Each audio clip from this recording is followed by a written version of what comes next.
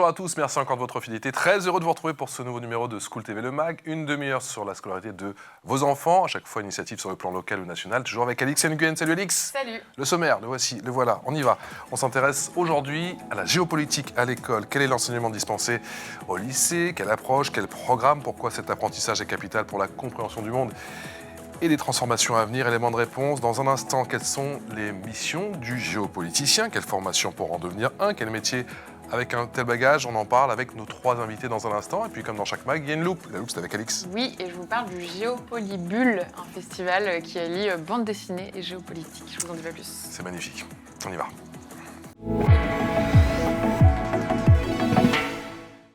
L'expression orale avec Frédéric Munier. Bonjour Frédéric. Bonjour. Merci d'avoir accepté notre invitation. Oui, Vous êtes plaisir. professeur de géopolitique à Schema Business School, c'est à Paris? Tout à fait. Et au lycée Saint-Louis, célèbre Paris effectivement établissement parisien. Bonjour Thomas Nappet. Bonjour. Étudiant à l'IFG Université Paris 8, c'est où exactement? C'est à Saint-Denis, du coup. C'est à Saint-Denis, pour ceux qui connaissent effectivement un petit peu Paris et sa proche banlieue. Et également avec Lucie Zucchini. Bonjour Lucie, via Skype, professeure de géographie et de géopolitique. Merci d'être avec nous. Je ne sais pas qui veut se lancer pour la définition, c'est pas toujours facile. C'est quoi la géopolitique? Géopolitique, il y a plusieurs définitions, mais une des plus importantes, ou une des plus simples, Ouais. de Yves Lacoste, c'est l'étude des rapports de puissance dans l'espace. Yves Lacoste, pour ceux qui ne savent pas, c'est... Voilà, c'est le fondateur de l'école de géopolitique et le refondateur en fait de la discipline en France. Ouais. Voilà, donc on étudie les acteurs, les États, les individus, éventuellement les entreprises, et dans leur rapport à l'espace, en termes d'appropriation, de compétition. De compétition de pouvoir aussi. De C'est ça, rivalité.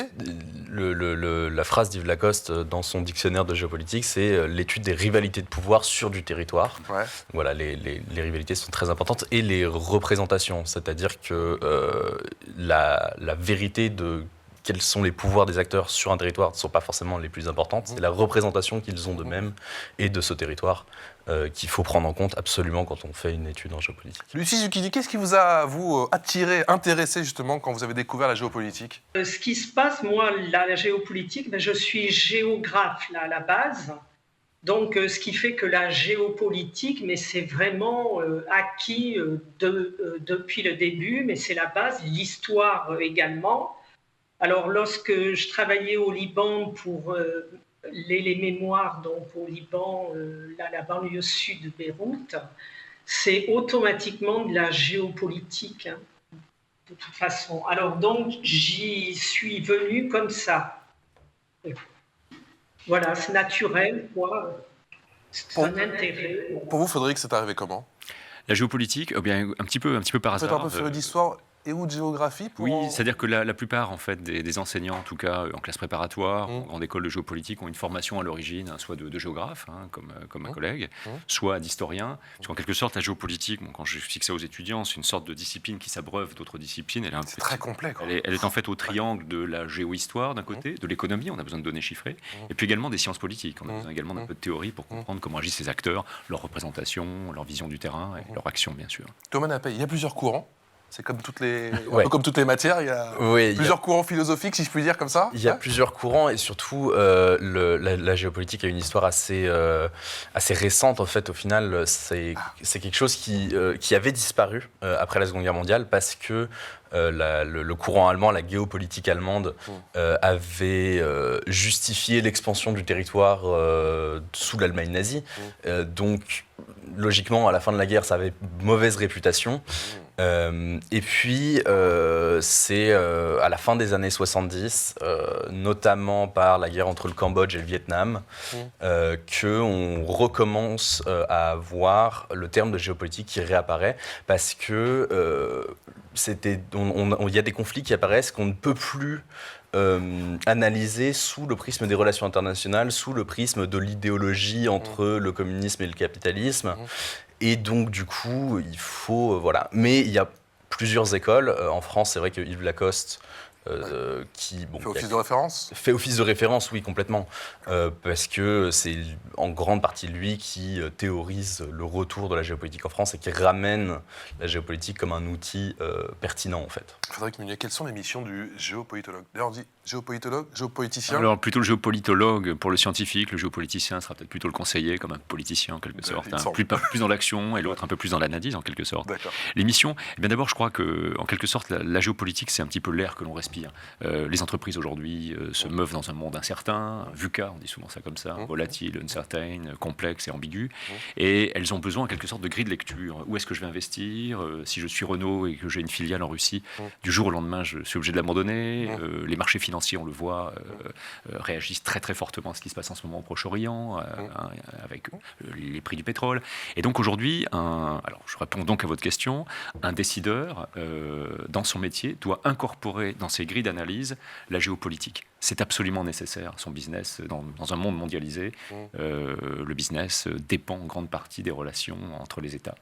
Et on peut être impacté parfois dans sa chaîne de valeur par un événement qu'on n'avait pas vu venir, bien sûr. Et donc, c'est absolument fondamental aujourd'hui, je crois que c'est le but de l'émission, il ne s'agit pas de transformer tous les managers en géopolitologues, mais qu'ils possèdent en quelque sorte dans leur grille de lecture des éléments géopolitiques pour comprendre et anticiper. Et on va parler des écoliers dans un instant. Alix. Ah oui, Thomas, il y a quelque chose qui m'intrigue. Ton mémoire porte sur le mouvement BLM en Caroline du Nord. Black Lives Matter. Black Lives Matter, oui. Ok, très bien. C'était ça que je n'avais pas saisi. Et du coup, pourquoi ce choix? Pourquoi ce choix En fait, moi, j'ai fait une licence de sciences politiques et les États-Unis, c'est quelque chose qui a été déterminant dans ma politisation personnelle. J'ai commencé à m'intéresser à la politique pour plein de raisons différentes par les États-Unis et donc je voulais absolument travailler sur les États-Unis. Donc d'abord dans ma première année de mémoire où j'ai travaillé sur le gerrymandering. Et en Caroline du Nord. Et puis là, ensuite, j'ai voulu faire quelque chose de plus précis dans une ville, travailler vraiment sur des politiques publiques dans une ville.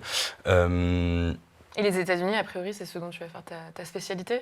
Oui. Là, je suis en recherche de financement de thèse pour faire une thèse sur les États-Unis aussi. Et qu'est-ce qui est particulièrement attractif pour toi, intéressant?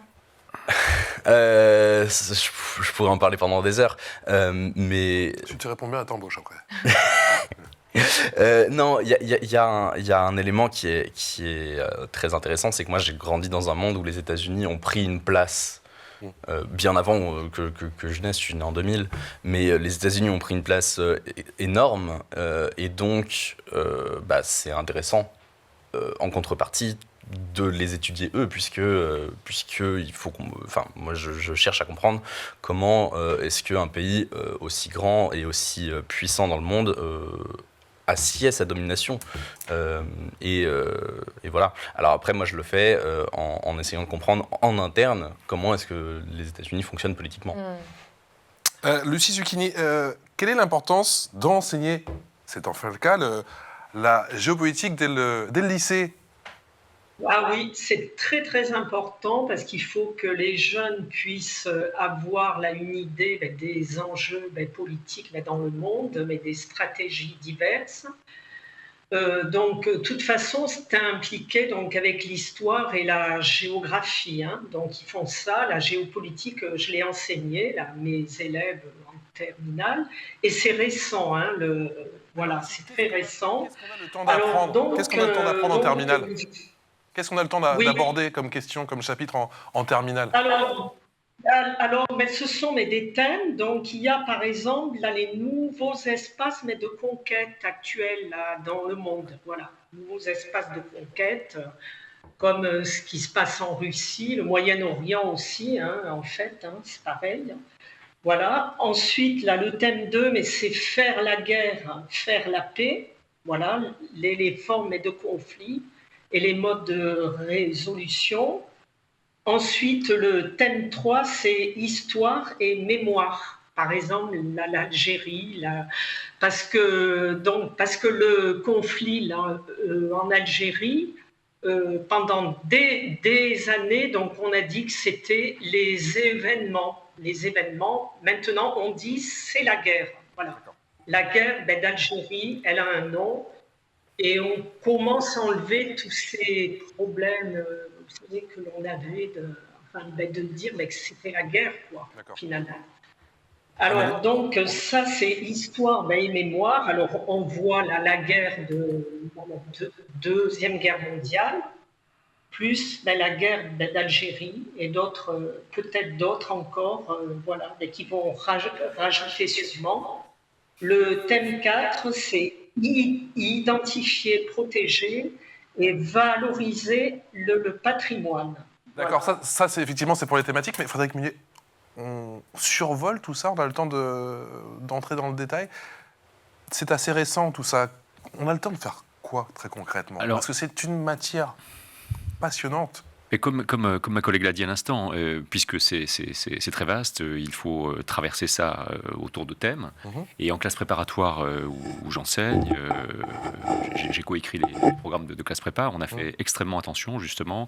Bon, il y a 7 heures par semaine, et donc c'est assez conséquent. C'est conséquent quand même. Hein. Sur 2 ans. Ouais. Et donc ça permet de vadrouiller en quelque sorte à travers une histoire et une géographie du monde, depuis le début du XXe siècle jusqu'à aujourd'hui, en intégrant les acteurs, bien sûr, les entreprises, les États, les ONG, de grands enjeux, évidemment la paix, la guerre, mais également par exemple les questions écologiques, parce que aujourd'hui, en contexte de guerre, les questions écologiques passent au second plan, et on peut même dire qu'aujourd'hui l'agitation géopolitique du monde commence à impacter très négativement, par exemple, les politiques en faveur de la lutte contre le réchauffement climatique. Donc en 2 ans, en quelque sorte, en tout cas en classe préparatoire, on donne la possibilité à des jeunes d'au fond lire le journal le matin et comprendre à peu près ce qui se passe, et donc d'être des futurs managers attentifs en quelque sorte à l'environnement international. Comment on traite des crises géopolitiques à l'école au lendemain d'un événement tragique? Effectivement, quand il y a la guerre qui est déclarée entre la Russie et l'Ukraine, enfin en tout cas quand la Russie effectivement envahit l'Ukraine, ou bien sûr à tout ce qui se passe au Proche-Orient, comment on arrive à désamorcer certaines situations pour instaurer peut-être pas le débat, mais pour avoir une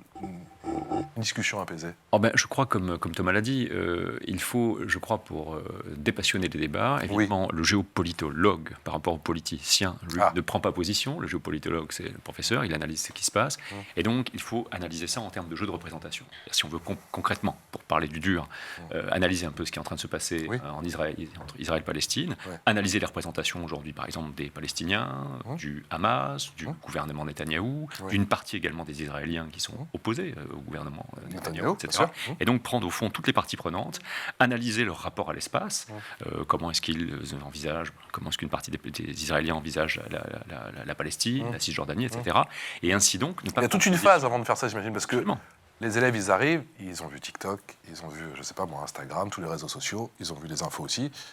Donc j'imagine qu'il y a toute une phase où il faut retrouver un certain calme. D'être le plus factuel possible. Alors, oui, enfin à la fois factuel bien sûr, mais également encore une fois d'expliciter en quelque sorte le mindset des acteurs. On fait ça aussi en grande école, puisque la plupart des grandes écoles de management maintenant introduisent des cours de géopolitique, preuve que c'est absolument important.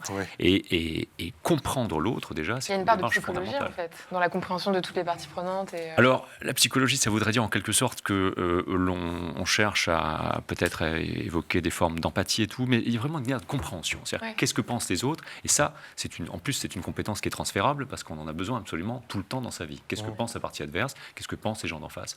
Ça, c'est fondamental si on ne veut pas, en quelque sorte, imposer sa vision et donc cesser d'entrer dans des cycles au fond de confrontation. Il faut rester neutre, Thomas, c'est peut-être ce qui est le plus difficile.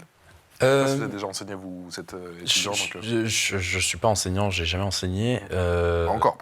Pas encore, c'est mon but, donc j'espère qu'un jour ça m'arrivera. Mais rester neutre, je considère que la neutralité, ça n'existe pas. Et moi, j'ai une approche de chercheur, parce qu'en fait, on est formé par la recherche pour la recherche. Notre seule note, c'est notre mémoire. Donc, nos profs nous disent toujours... dans la recherche, vous avez un point de vue. L'analyse des représentations de vos acteurs, elle est importante, mais vous-même, vous avez un point de vue. Ne serait-ce que le choix du sujet. Ne serait-ce que le choix du sujet, déjà. Ça a une résonance particulière pour toi, et c'est ce pourquoi tu l'as choisi. C'est ça. Et puis même par rapport à son objet. Moi, cette année, je travaille sur les questions de police, par exemple.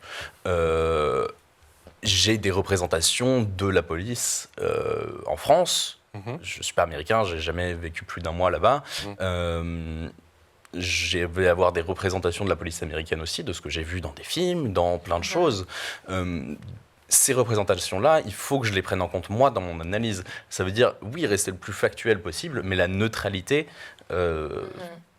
je considère que ça n'existe pas, et notamment dans le travail scientifique. Lucie Zucchini, est-ce que enseigner la géopolitique, quand l'actualité est brûlante, et elle est très souvent, ça reste parfois délicat? Est-ce que vous avez une mission délicate au final? Oui, très délicat, très. J'ai eu beaucoup de soucis avec ça, très délicat. Ouais, il y avait des choses que je ne pouvais pas dire alors que je connais bien quand même au Moyen-Orient la situation. Bon, je ne pouvais pas parler de certaines choses, voilà, certaines choses qui étaient assez brûlantes et ça créait des conflits. La mission est délicate pour le professeur ou encore une fois, comme vous l'avez dit, quand on reprend factuellement et qu'on explique effectivement tous les tenants et les aboutissants sur le plan économique, géographique, culturel aussi, on arrive à instaurer le... Je pense que dans les toutes premières heures de cours, que ce soit alors, au lycée, j'imagine, je n'enseigne pas, en classe prépa ou en grande école, il faut en quelque sorte instituer un contrat, autant que faire se peut, je ne dis pas que c'est simple, avec les jeunes qu'on a en face de soi, pour leur dire, écoutez, je ne suis pas ici pour vous dire des vérités ou pour faire de la politique, etc. On va essayer ensemble de comprendre des choses. Des dynamiques, quoi. Le monde est complexe, les opinions sont multiples, bien sûr, et on a tous une opinion personnelle. Si vous voulez, c'est un petit peu comme dans l'école laïque, on peut être croyant, pas croyant quand on est prof, mais on n'est pas là pour faire de la propagande pour ou contre. C'est aussi un moyen de reposer des bases générales. Oui, bien sûr, et puis peut-être aussi de faire davantage coexister, si on réussit dans l'entreprise, de faire coexister des jeunes entre eux, parce que dans l'amphithéâtre ou dans la salle de classe, il y a évidemment, comme le disait... Est-ce que vous abordez des thèmes comme la laïcité, par exemple? Alors bon, ça c'est pas... C'est plus au lycée. C'est plus au lycée, c'est plutôt en éducation morale et civique, en EMC. Mais disons que par exemple, au lycée, il y a un chapitre sur la question des religions, et nous, en classe prépa ou plus tard, on l'aborde, puisque les religions, précisément, produisent des jeux de représentation, bien sûr. Si je suis un religieux israélien ou un laïc israélien, je ne ferai pas la Cisjordanie de la même manière, bien sûr, par exemple. Si je suis iranien et chiite et que j'appartiens à la garde rapprochée, par exemple, du président, j'aurai effectivement une vision du Moyen-Orient très très différente, etc., etc. Donc ces filtres-là, on les pose et ça nous permet encore une fois d'expliquer. Je pense que quand on arrive à bien faire ça en classe, on fait comprendre aux jeunes qu'il faut qu'ils arrivent à dissocier leur perception à eux, de la perception des autres et puis de l'analyse de ce qui se passe. Il faut accepter en fait l'altérité. Et la géographie et l'histoire, il y a l'éco, on l'a dit bien évidemment. Il y a du droit aussi. C'est une partie qui est... Oui, si. Il peut y en avoir un petit peu. C'est bien. Oui, si, il y en a quand même. Le droit est une arme géopolitique, et ça, on le sait avec l'extraterritorialité du droit américain. Bien sûr. Le droit n'est pas tout à fait neutre, évidemment. Il est souvent utilisé par les acteurs. Donc, en fait, c'est une discipline un peu touche-à-tout, où on convoque d'autres disciplines pour rendre compte de rivalité de puissance dans l'espace. C'est l'heure de la loupe. La loupe, c'est avec Alix. Allez, direction Brest et sans plus tarder, ma chère Alix, aujourd'hui au festival Géopolibulle, un événement qui, par la géopolitique et la bande dessinée, redonne le goût de la lecture aux lycéens. Exactement, et cette année marquait la 2e édition. Ce festival, c'est en fait le prolongement du prix BD Géopolitique Histoire contemporaine, pensé par Laurence Debayle et Franche Durand. Elle est documentaliste, lui professeur de géopolitique. Ce prix, il vise à faire lire les élèves et à les sensibiliser aux enjeux des relations internationales. Et c'est dans un second temps seulement que les deux créateurs ont décidé de mettre en place un festival dédié. On écoute Franche Durand nous en dire plus sur la création de ce festival. Les questions géopolitiques sont au cœur de l'actualité et les comprendre nécessite des connaissances. Et pourtant, les élèves lisent moins. Pour des lycéens ou des étudiants, la bande dessinée permet une approche peut-être plus accessible et aussi d'aborder des questions qui passent parfois sous les radars de l'actualité et de les aborder à hauteur d'homme. Tout ça sans oublier la dimension artistique. Et c'est d'ailleurs la variété et l'originalité qui nous guident dans le choix des BD pour la sélection du prix ou pour les thématiques du festival. Cette année, par exemple, les élèves ont découvert les Hmong et Bob Denard, le sort d'anciens dignitaires nazis et la situation des Ouïghours. Pour les élèves, le festival Géopolibulle peut être l'aboutissement du prix. Depuis le début de l'année, ils ont lu, étudié la sélection, ont discuté et voté pour la BD qui les a le plus marqués. À l'occasion du festival, ils découvrent des auteurs qui expliquent pourquoi et comment ils abordent des thématiques géopolitiques et d'histoire contemporaine à travers la BD. C'est cette richesse de connaissances et de rencontres que nous cherchons à développer à travers le prix et le festival Géopolibu. 700 élèves ont participé à cette édition. Pour prendre part à l'événement, pas besoin d'être expert puisque le but, c'est d'initier les jeunes. Une quinzaine d'auteurs étaient présents. Les lauréats du prix du festival, Éric Darbré et Elliot Frankès, étaient de la partie. Ils ont été distingués pour leur ouvrage « Les Ouïghours, un peuple qui refuse de mourir ». Ce festival est rythmé par des tables rondes dont les thèmes abordés à travers la BD portaient, par exemple, sur les peuples sans patrie ou encore le sport et la géopolitique. Frédéric, qu'est-ce que vous pensez de l'art comme moyen, c'est un bon moyen d'initier les jeunes? Je crois qu'il y a énormément de BD qui sont sortis sur la géopolitique. On pense également, par exemple, sur les questions climatiques. La BD de Jean Covici, par exemple, a fait un tabac. Et je crois que c'est un moyen à la fois simple et très pédagogique, en fait, d'initier des gens qui verraient ça de l'extérieur comme quelque chose de compliqué. Donc, non, c'est une très bonne idée. Et puis, sur les jeunes, ça peut donner une appétence qui sera ensuite poursuivie de manière un peu plus académique. Mais comme Thomas, c'est normal. Et Hérodote, c'est une référence, justement, dans le monde de la géopolitique Oui. Ouais. Oui. Moi, je suis biaisé puisque je viens de l'école qui a fondé Hérodote. Ouais. C'est quoi Hérodote pour ceux qui ne connaissent pas? Hérodote, c'est la revue de géographie et de géopolitique qui a été fondée en 1973. Paris Black Coast. On n'est pas loin. Je crois que c'est 76 ou 73. Bref, je suis très mauvais sur les dates, ce qui m'aide pas forcément, mais bon. Mais voilà, c'est une revue qui à l'époque avait fait un peu scandale, notamment auprès des géographes, parce que pour plein de raisons, mais parce que le retour de la géopolitique plaisait pas forcément à beaucoup de gens déjà. Vous nous l'avez expliqué au début.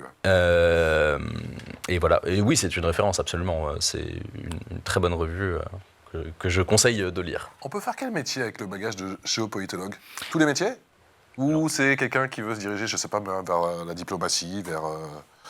Vous donnez quelques pistes. Alors évidemment, il y a des métiers qui sont directement liés à ça. Si on veut travailler effectivement dans le domaine du politique, de la diplomatie, de l'international, très bien. Dans le domaine militaire bien sûr. également. Par exemple, à Schema où j'enseigne, on a un double diplôme avec un master de la Sorbonne de GeoInt, de Geographical Intelligence, c'est-à-dire d'analyse de données géolocalisées, qui analyse donc une analyse, en quelque sorte géopolitique, en quelque sorte de données qu'on observe par satellite. C'est en coordination avec le ministère des Armées. Donc il y a des jobs vraiment très très dédiés à ça. Et puis encore une fois, je vous le disais, de façon plus générale, il faut que dans la palette des décideurs aujourd'hui, des managers, la grille géopolitique apparaisse. Donc il y a aujourd'hui une forte demande.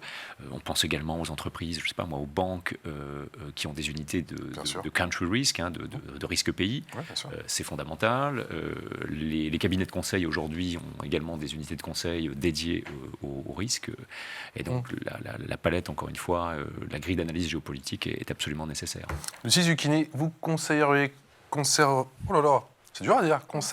quoi à un jeune qui est pris de géopolitique, justement? Où doit-il se former et comment peut-il se nourrir au quotidien, effectivement, de tout ce qui se passe? Écoutez, moi, je suis très classique. Je dirais aller en géographie ou en histoire, voilà, éventuellement. Ensuite, il y a après l'université du jeune homme, la Paris 8. Là, donc, on peut passer une licence mention sciences politiques. Voilà, je conseillerais surtout ça également, la faculté, parce qu'il y a aussi des écoles privées, mais je n'aime pas trop parce qu'ils délivrent des masters avec un E à la fin, qui est spécialisé de l'école privée même. Donc, c'est pas quelque chose qui est reconnu par l'État.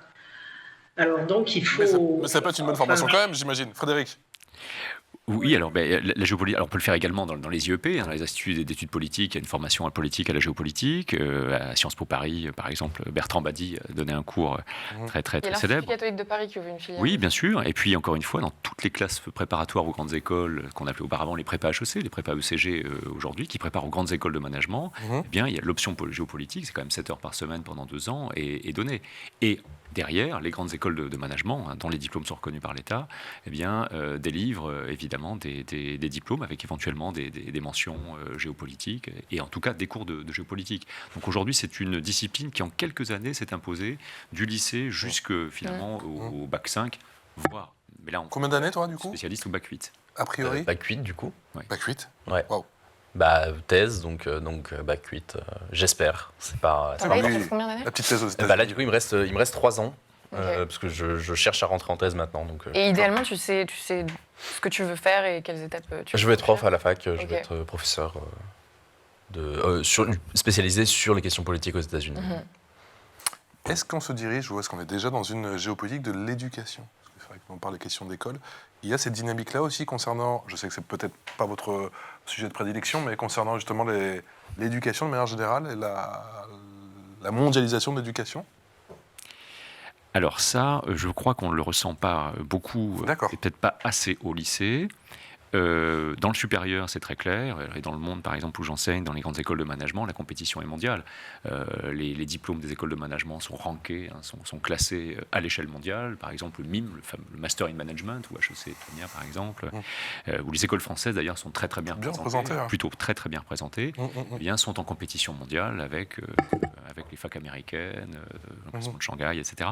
Donc, oui, il y a, disons, au niveau des masters de grandes écoles ou de grandes universités, il y a bien une géopolitique. Le classement de Shanghai, d'ailleurs, a beaucoup joué pour aligner les formations et mettre en rivalité, évidemment, les grandes universités, les grandes écoles du monde entier. Merci infiniment à tous les trois d'être venus nous voir pour nous parler de cette magnifique manière, moi j'adore, de qu'est la géopolitique. Frédéric Munier, professeur de géopolitique à Schema Business School. On dit Schema, mais c'est Schema, S-K-E-M-A, Schema Business School, et au lycée Saint-Louis à Paris. Merci à Thomas Nappet, étudiant à l'IFG, Université Paris 8, c'est à Saint-Denis, et à Lucie Zucchini, qui est professeur de géographie et de géopolitique. Un immense merci à tous les trois. Alix, on se retrouve demain À demain. pour un nouveau numéro de School TV Le Mag. Excellente journée. Ciao.